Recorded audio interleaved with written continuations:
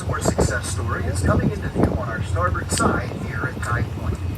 Under Armour was founded in 1996 by a 23-year-old University of Maryland graduate named Kevin Plank.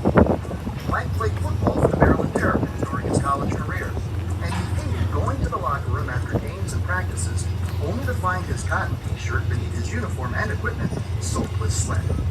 So he decided to develop a synthetic fabric that would wick the sweat away from the athlete's body. The result was Under Armour. Today, the multi-billion-dollar company manufactures athletic equipment and apparel for professional and amateur athletes all over the world.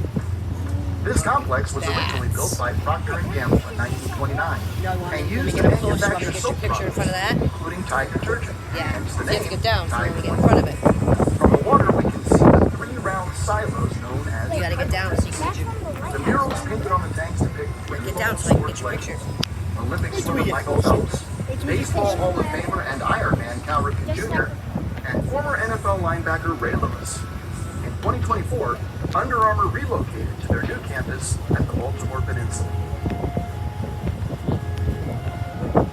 Also located at Tide Point is the Baltimore Immigration Memorial.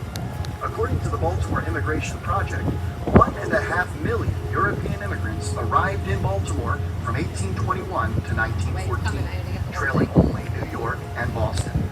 Many of them first set foot on American soil right here, where the B&O Railroad's Locust Point Pier once stood. The railroad advertised special immigrant fares in Europe that included steamship passage to America, as well as train fare to the western United States upon arrival.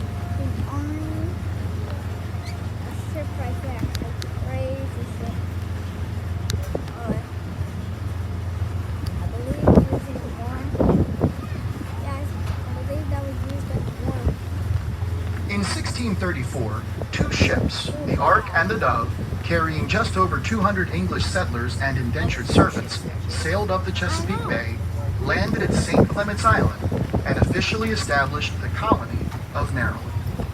The colony's royal charter had been granted by King Charles I to George Calvert, and named in honor of Queen Henrietta Maria. The Calverts were a family of English Catholics and subject to persecution in England, so it was their hope to create a colony founded on the principle of religious freedom. Passed in 1649, the Maryland Toleration Act was among the very first in the New World to require religious tolerance and limit religious hate speech. George Calvert had been named Baron Baltimore in 1624, and the title was inherited by successive generations of the Calvert family. And now you know the origin of our city's proud name.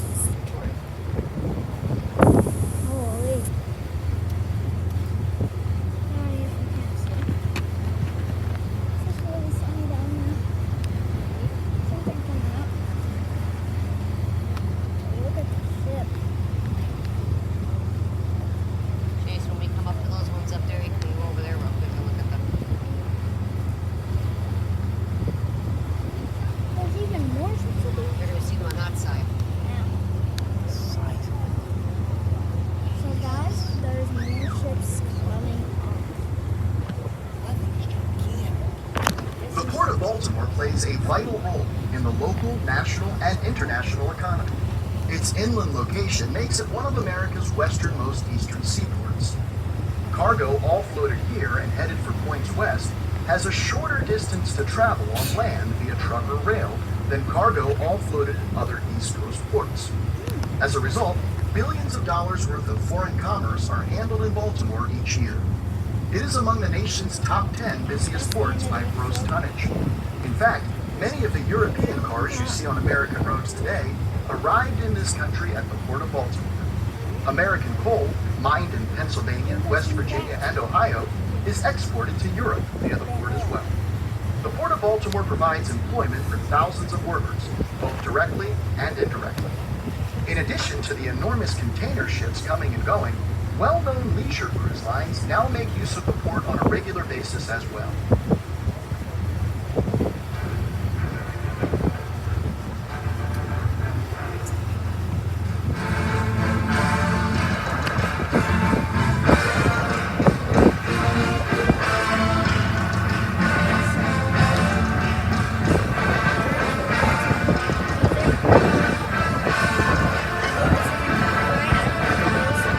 At the tip of the Locust Point Peninsula is Fort McHenry National Monument and Historic Shrine.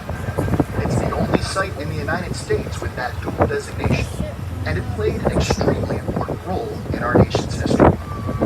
Although sometimes overlooked, the War of 1812 is considered by many historians to be the second war for American independence. The country was again at odds with the British over free trade and sailors' rights. American sailors were routinely kidnapped at sea by the British and forced to serve in the Royal Navy, aid in their fight against France and Napoleon. After repeated demands to accept the rights of American sailors,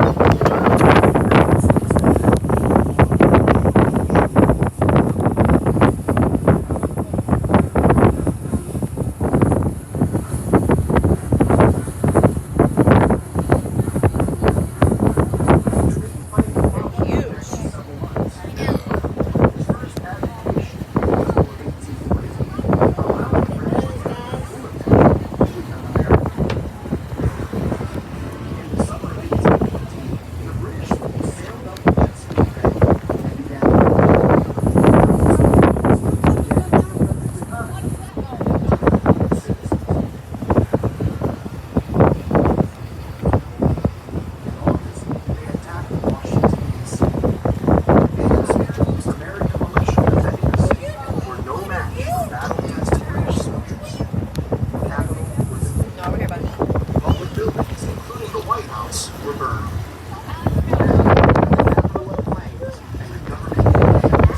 The British set their sights.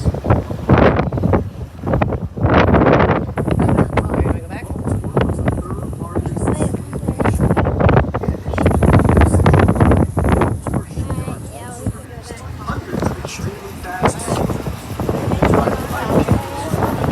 privateers were essentially pirates, but they were issued letters of marque and reprisal by the United States, which deemed their exploits legal, provided a portion of the plunder was shared with the U.S. government. The American privateers wreaked havoc on the British merchant fleet and sent insurance rates through the roof. The British considered Baltimore to be nothing but a nest of pirates, and it was their intention to see the entire city, both public and private property, reduced to ashes. The only thing between the British bomb fleet and the city of Baltimore was Fort McHenry. On September 13, 1814, the furious assault began. Thousands of bombs, rockets, and mortars were hurled at the fort in the driving rain. Inside, over 1,000 men, soldiers and militia, defiantly held their ground. Dozens were wounded. That's it for today. It's on this crucial. Several times throughout the night, the British attempted to draw near, but each time they were driven back by the fort's guns. See you guys. Peace.